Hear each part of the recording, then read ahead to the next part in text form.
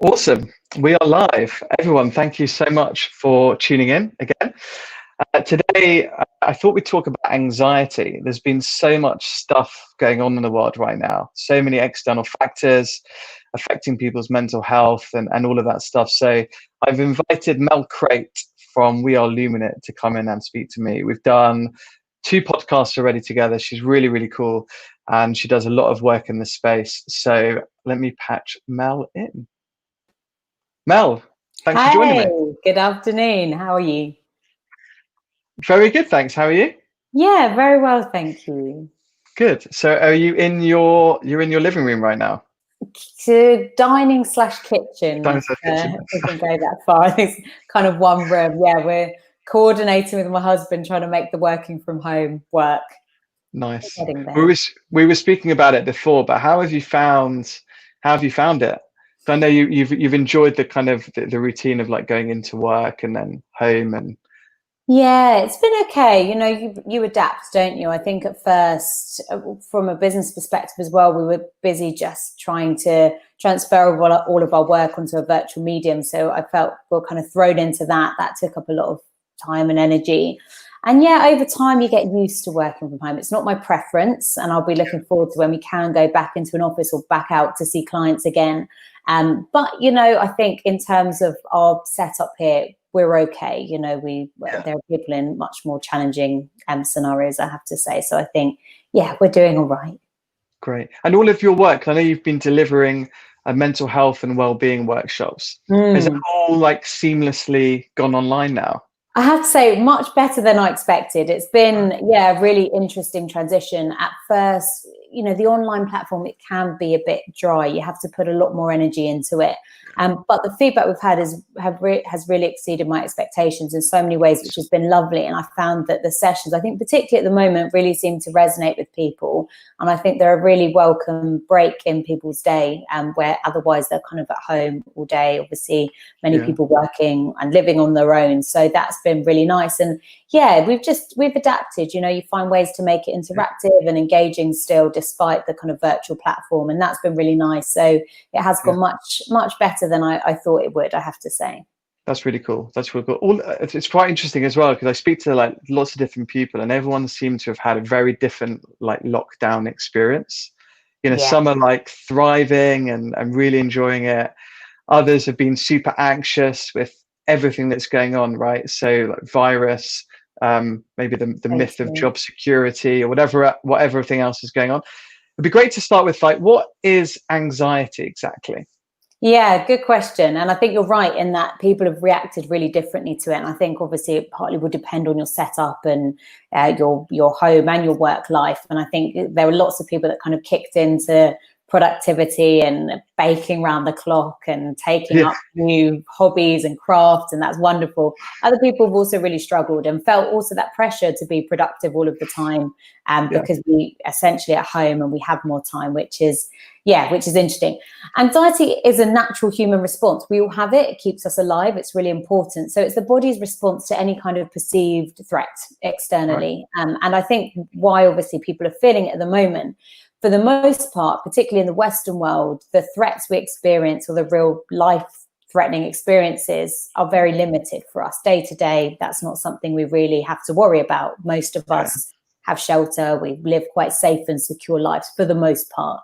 And obviously with COVID-19 and the pandemic that's been around, I think we felt a real threat to that, which is probably the first time for many of us in our lives where we felt a threat on that scale, that actually leaving the house, doing our day-to-day activities, going to the supermarket now poses what feels like a very real threat, which I think is why people are experiencing much more anxiety than usual, if that makes sense. So it's a normal response if we're in the wild being chased by a lion or something like that. And in our safe environments, certainly in London, we don't really have that threat. Yeah, interesting. Yeah, it's interesting. So absolutely, that, you know, we spent most of our time actually on this planet as hunter-gatherers. So our brains and our bodies evolved really to suit that environment where we did face a lot of life-threatening scenarios, like you said, wild animals coming at us. So our bodies developed this response to keep us safe. So it's super important. The problem is our bodies and our brains, they can't distinguish between a real life-threatening scenario and more of a kind of mental threat, which is why people experience day-to-day anxiety anyway around workplace deadlines, disputes, conflicts, social situations, lots of obviously different things that might trigger people's anxiety. But now we've obviously got those day-to-day things that might cause us stress, but then coupled with the pandemic, which feels much more of a life-threatening scenario. And I think that's where people are experiencing quite high levels of anxiety. Cool. How do we know if we have it? So there's a difference between obviously experiencing anxiety, or that day-to-day anxiety, which we will all experience at some point. So for example, if you're walking out into the street and you go to step out and a bike comes zooming past you, that will create a fight or flight response, which is essentially what anxiety is.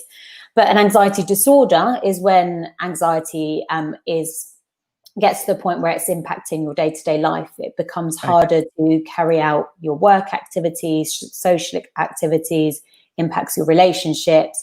It's when you tend to experience quite unrealistic or excessive fears on a constant basis, where some of your thought patterns become quite distorted. So things like catastrophizing, ruminating, you find it really hard to move on from those thought patterns.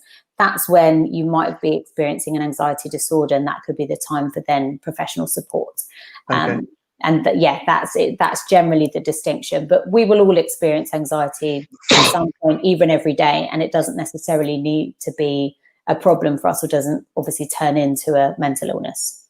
Fine. So it's okay. And then so a lot of people get that feeling in your stomach, right, where you're a little bit anxious to do a pitch or go to the gym or whatever it might be. And it feels physical response. And it feels like there's a fine line between that and the disorder, where it can be, I think, quite debilitating and restrictive and stuff like that. I guess it's just appreciating in yourself maybe when you've crossed that line, or yeah, absolutely. And it can be hard to do, and we generally try and discourage kind of self-diagnosis, but anxiety is a very physical response. So initially you'll feel it in your body. People describe heart palpitations, sweating palms, feeling hotter. Your breathing usually gets quicker and more shallow.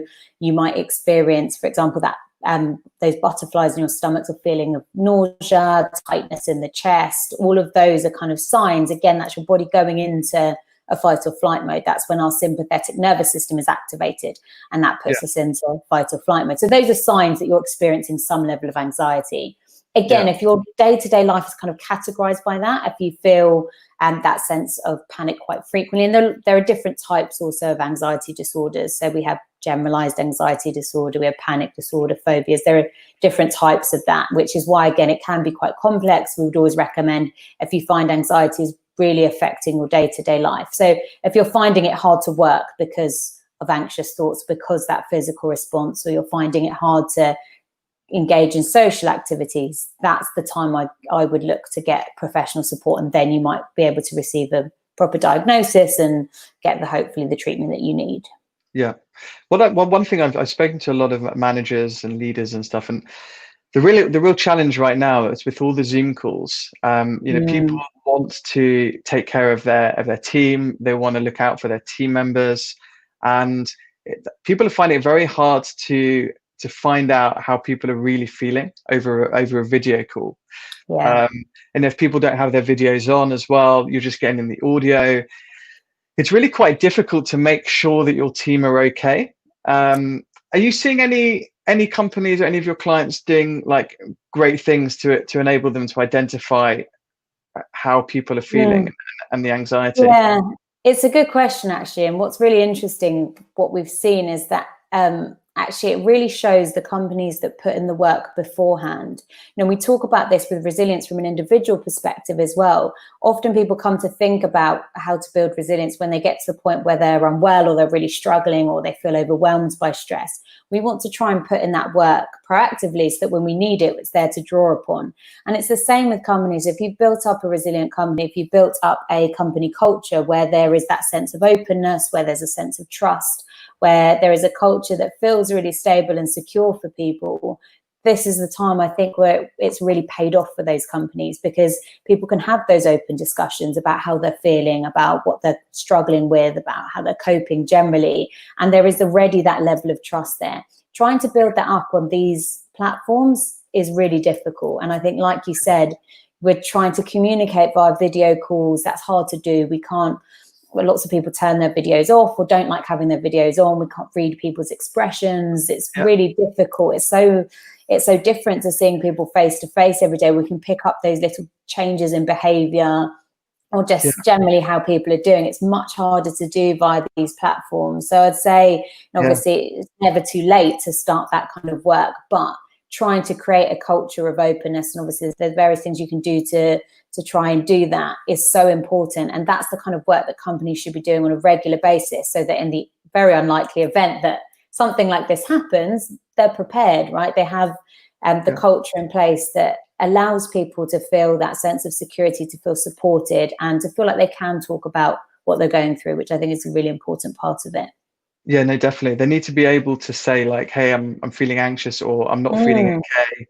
Can you help me? It's a hard thing to do, to ask for help and to admit that you're going through those things. Certainly, totally. I think, and even I think certainly now as well, like most people are working at home, and everyone's in a different scenario at home.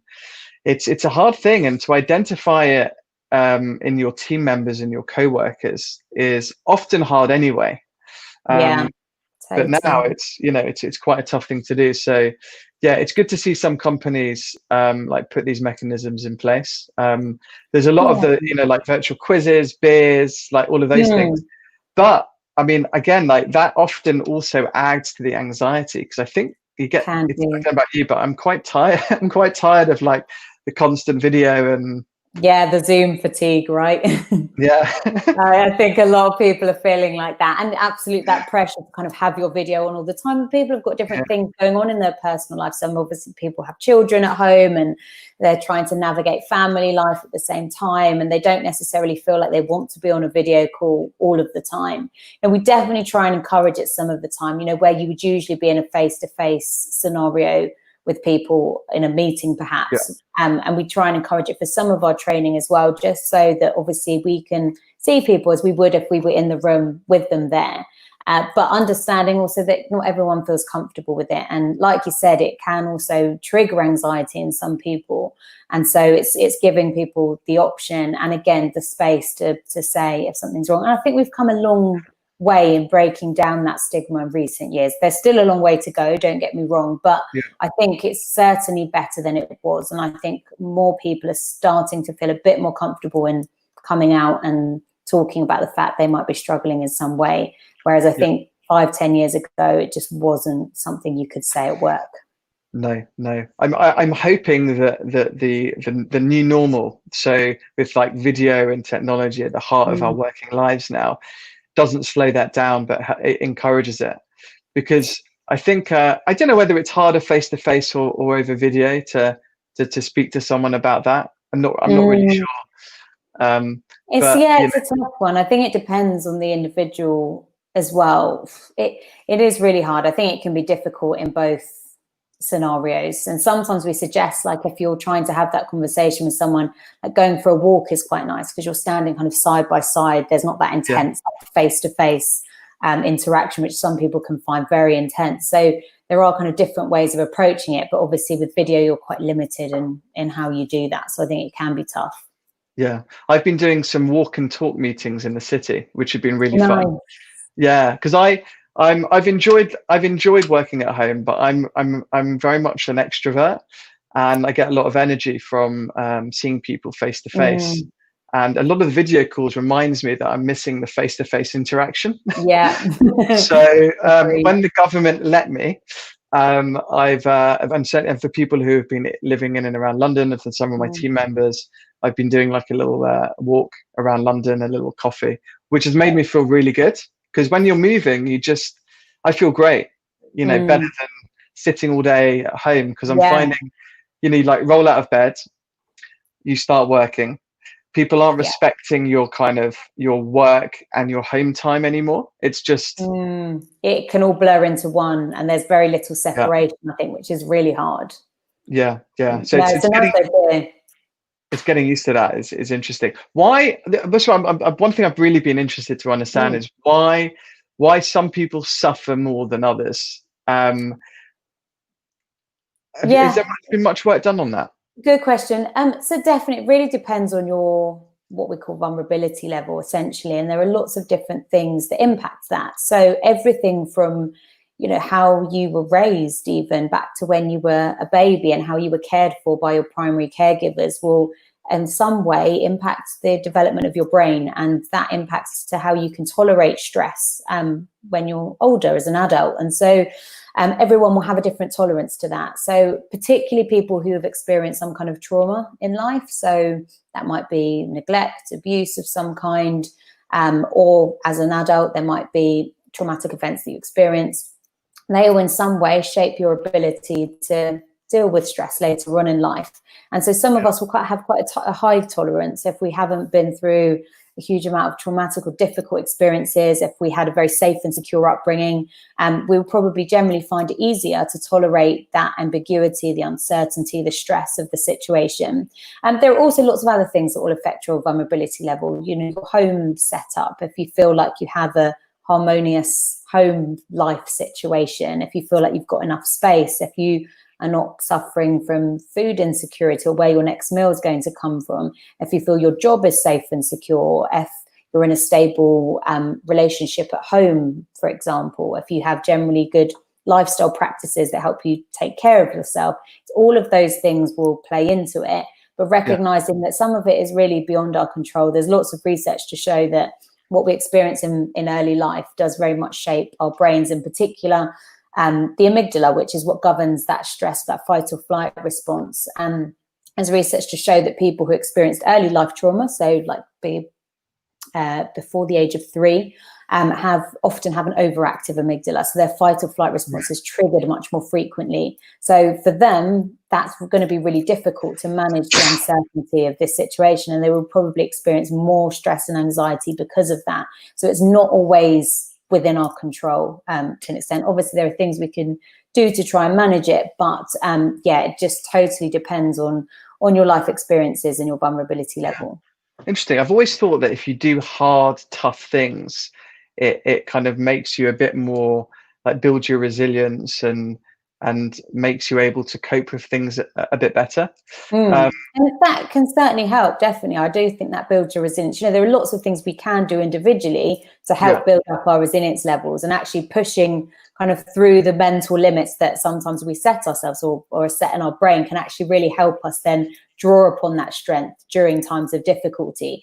But there are lots of other things at play, and yet some of it, as I said, kind of beyond what we can control in an adult life. Yeah. So a lot's uncontrollable. Obviously, I can't help my DNA. I can't help my parents bring it how they brought me up. I can control who I surround myself with. That's for sure. Obviously bearing in our to an extent, to an extent. Or, you know, if there are unproductive people around you, I mean, it's often hard to, but, you know, getting them out of your life could help. But are there any tools that you can use to help control it?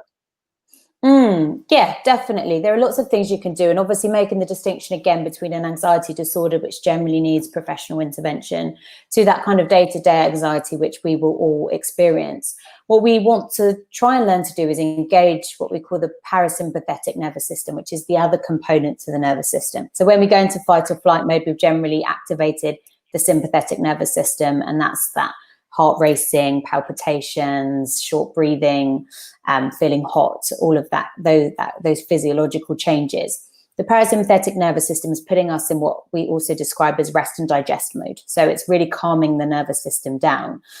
So obviously different things will make different people feel relaxed. We often teach some kind of relaxation, breathing techniques, even just regulating your breathing, particularly when you're feeling that kind of sense of panic, when you feel the heart racing, palms sweating. That's a really good time to try and regulate your breathing. So it can just be something as simple as breathing into a slow count of 4, breathing out to a slow count of 6. So having an extended exhale that really helps engage the parasympathetic system.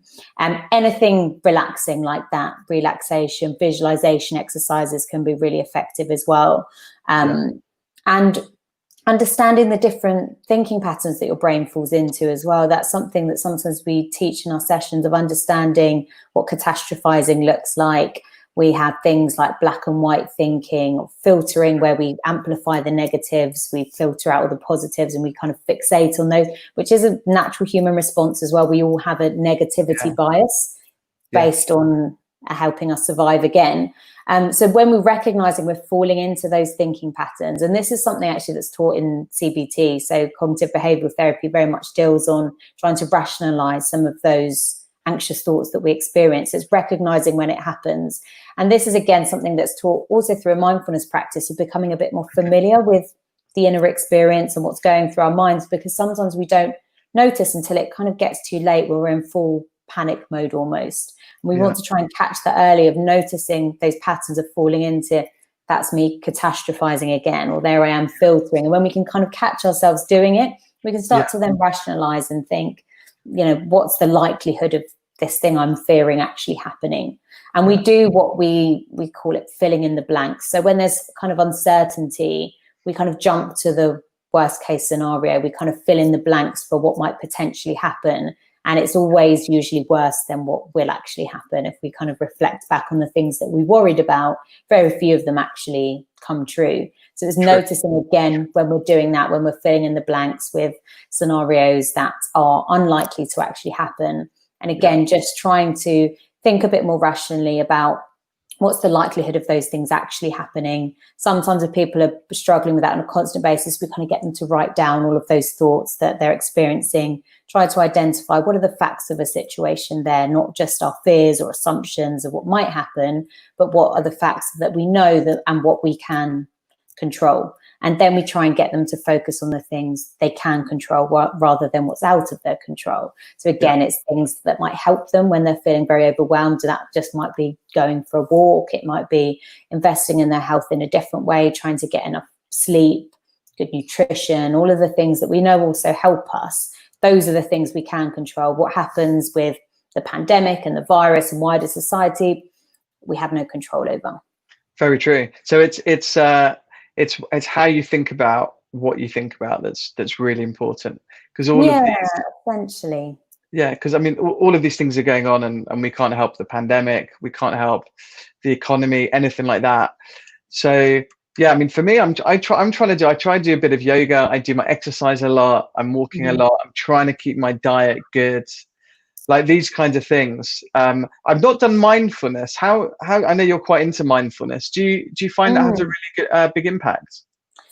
Yes, certainly. Again, it's not necessarily a practice to come to at a point where you feel really overwhelmed or really anxious, because it can be quite hard to engage with. So again, it's very much what we call a proactive, preventative strategy for looking after your mental health. But it can be so useful in many ways. People often think of it as a relaxation technique, which that can certainly be one of the outcomes, which is wonderful. But it also just helps you create much better awareness of what's going on for you, and that's both mentally and physically. So when we talk about that physical stress or anxiety response of heart palpitations, tight chest, etc., again, sometimes we only notice that's happening to us until we're kind of in full fight or flight mode. Actually, if we learn to tune into our body a bit more and notice what's happening physically, we get those signs a bit earlier, and actually we know we need to take a step back, practice our breathing, do whatever we need to do to calm us down again. And the same with our thoughts. It's so easy to spiral into a kind of black hole of rumination and overthinking. And with mindfulness, again, all you're doing is creating awareness of what's going on, both in your thoughts, in your mind, and in your physical body. And that can really help you start to notice those patterns. And throughout the practice as well of mindfulness, what you're teaching is disengaging from some of those thought patterns. And it's during a formal mindfulness practice, what you're guided to do is each time your mind wanders off and starts thinking about something else, you try and notice, obviously, when that's happening, and you bring your focus back to whatever you're focusing on in the present moment, whether that's your breath or your physical body. And through doing that time and time again, what you're teaching your brain to do is learning to disengage from those thoughts when they come up, of noticing, okay, that's my brain catastrophizing again. I can let that go. I can come back to the present moment. and it stops that spiraling, or it certainly helps with that spiraling that sometimes we fall into, if that makes sense. Brilliant. Yeah. What's the first step then? So if you have anxiety and you've never had treatment, you've never spoken to anyone about it, is it going to your GP? Going to the, I know you can get help through the NHS. Yeah. So certainly, if you think you've got an anxiety disorder, so if, again, anxiety is really becoming a part of your everyday life, affecting your everyday life, your work, etc., GP is definitely the first port of call.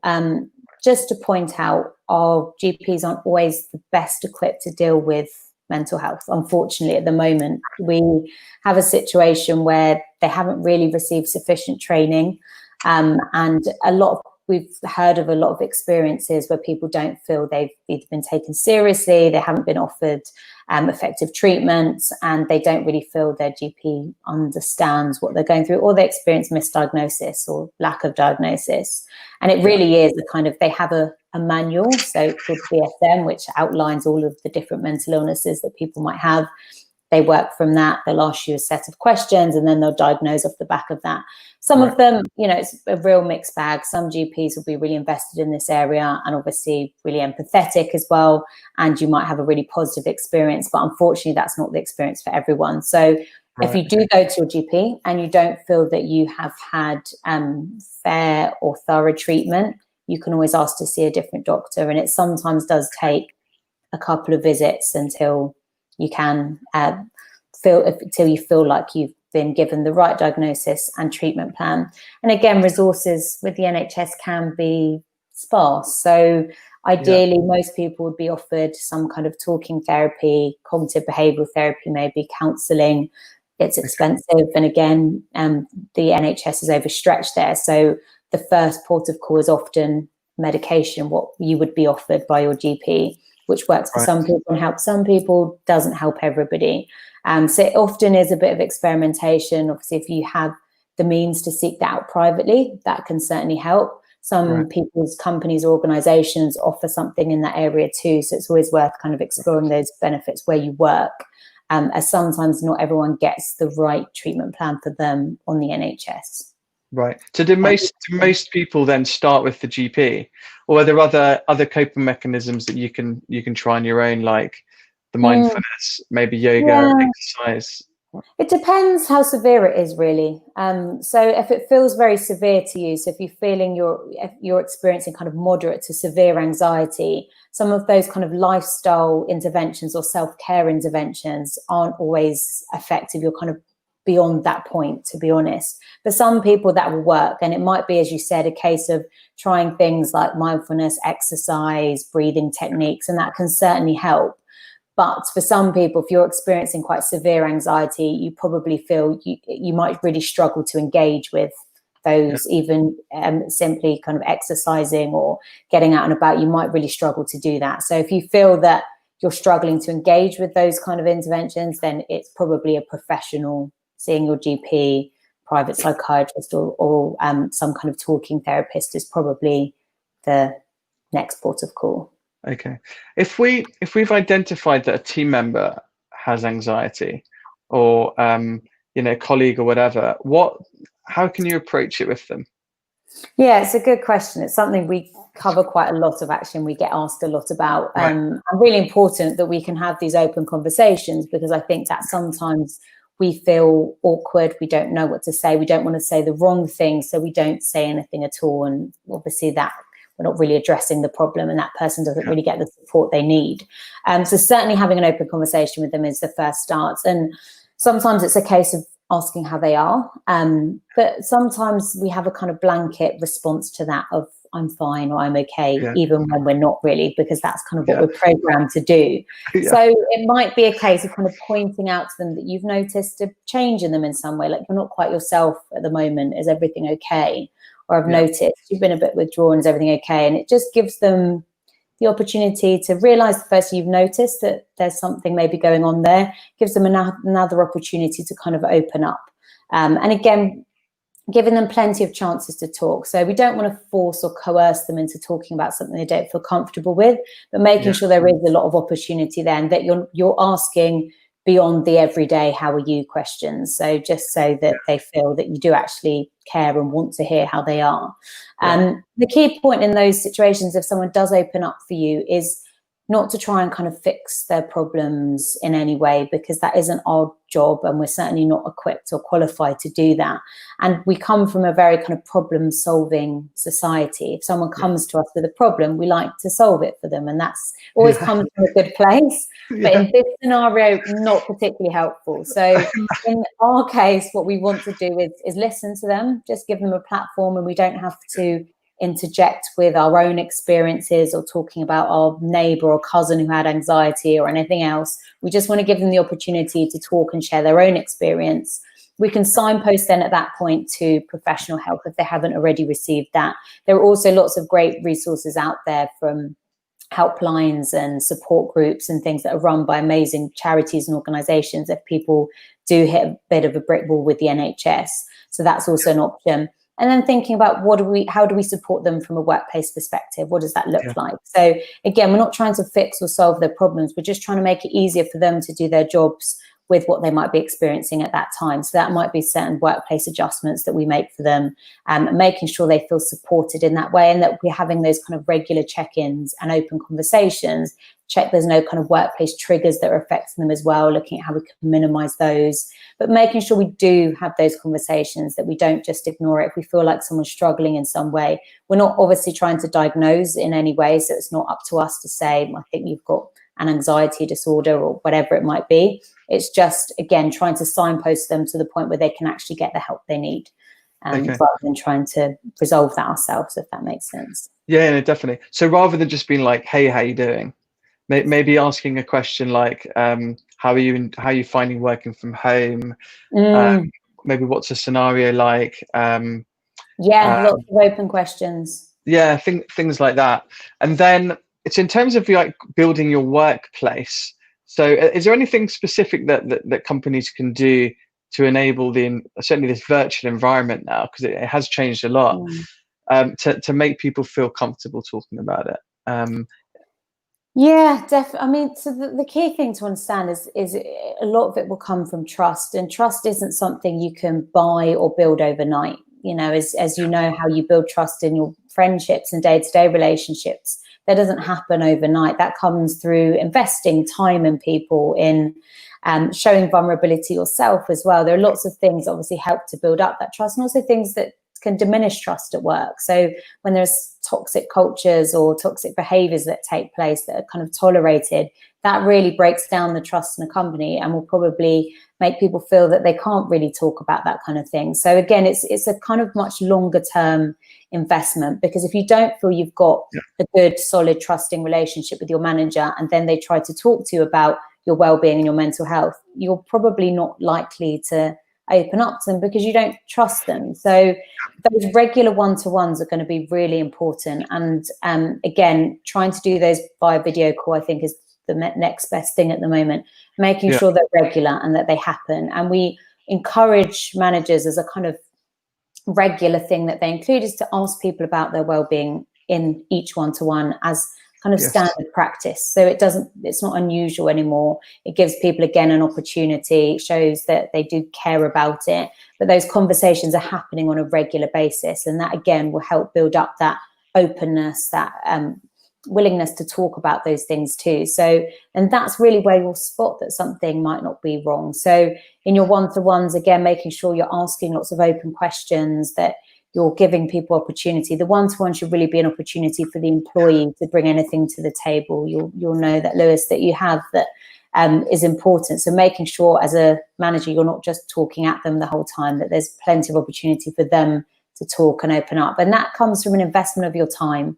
You know, you can't rush through those things. If you constantly cancel your one-to-ones or skip them, it shows how important really you feel they are. And again, that kind of thing breaks down the trust, and what you're trying to do is build it up over time. And over time, through doing that, people should feel more comfortable talking about this kind of thing. But yeah, it's not an overnight solution for sure. No.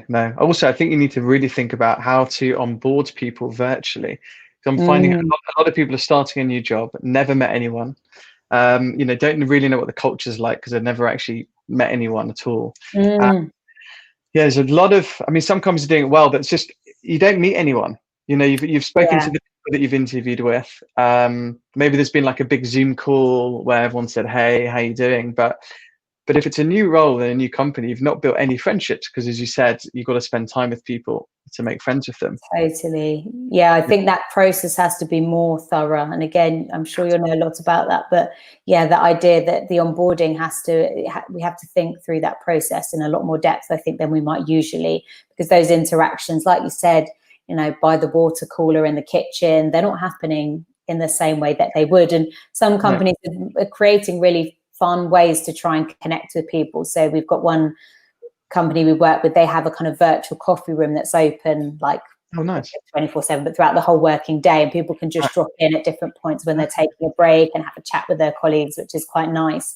But that's for really new cool. starters, yeah, it's cool. For new starters, you really need to make sure, I think, that you're trying to include them in that and proactively kind of organizing those little casual get-togethers or coffee breaks, and really trying to integrate them into the company so that they do get to know people as much as possible in the virtual world.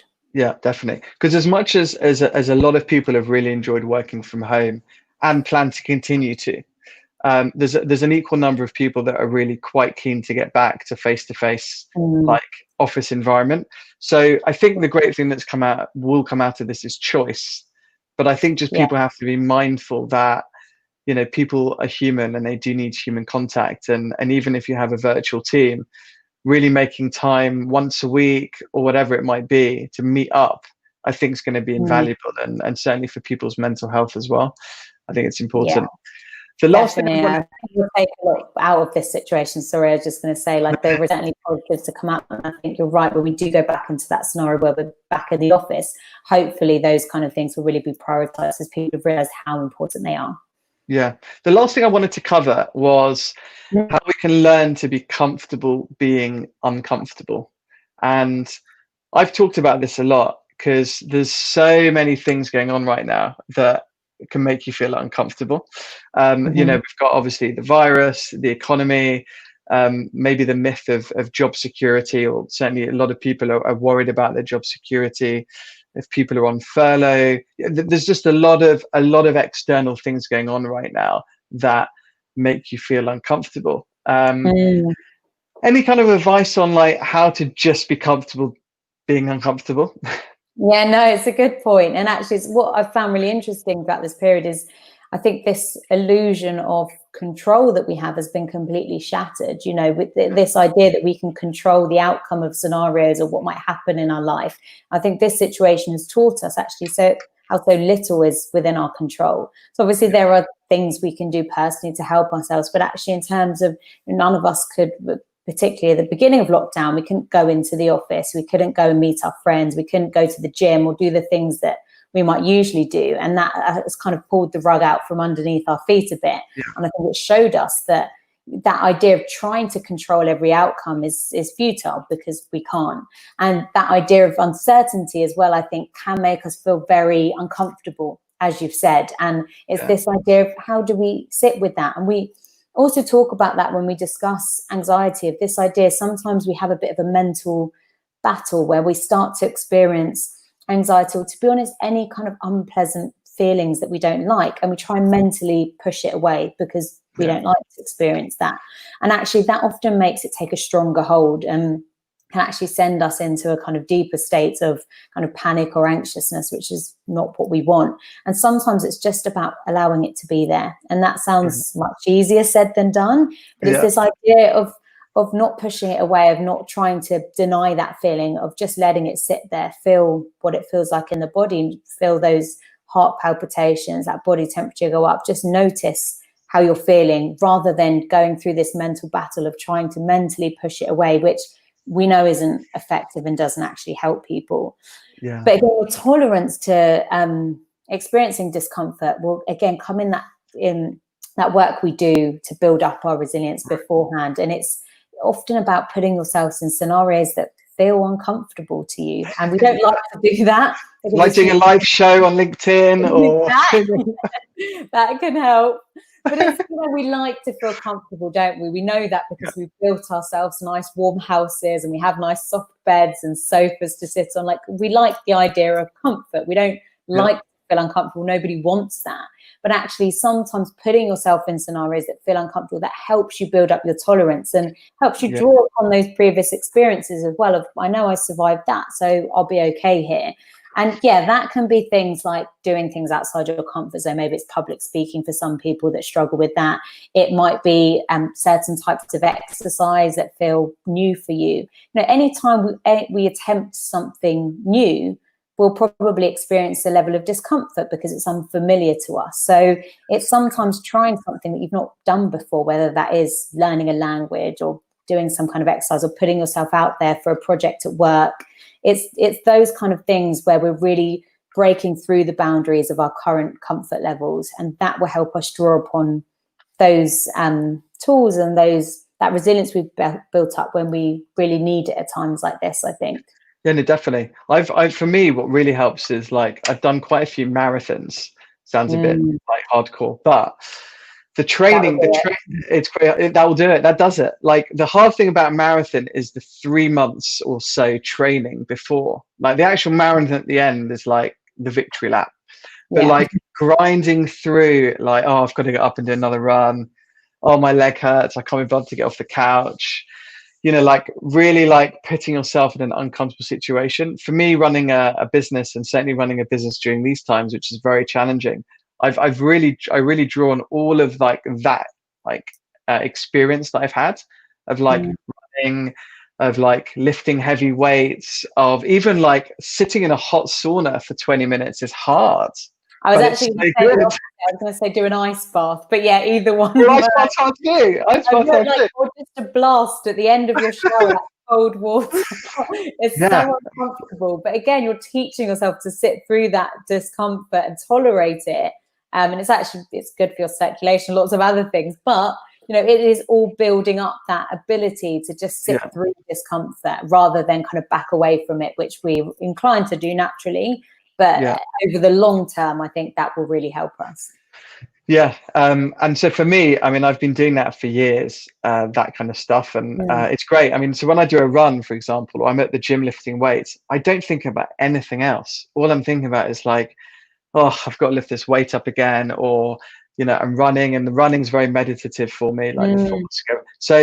So for me, my big coping mechanism, I think, for any anxiety that might come my way is that stuff. It's like doing hard things regularly and just getting myself to do it. And it's worked for me. I think it works, and it definitely works for me. So no, that's great. And absolutely, I think it's something we could all be doing on a regular basis as well. And that's what we encourage people, really. It's that stuff is proactive, it's preventative, it's not waiting to the point where we feel unwell or overwhelmed. It's thinking about those coping strategies, building them up, but finding out what works for you, which will be different for each person, but figuring out what they are and making sure you're doing them on a regular basis. And then when you do need to draw upon that resilience, it's there, you've built it up, and you're in a much better position then.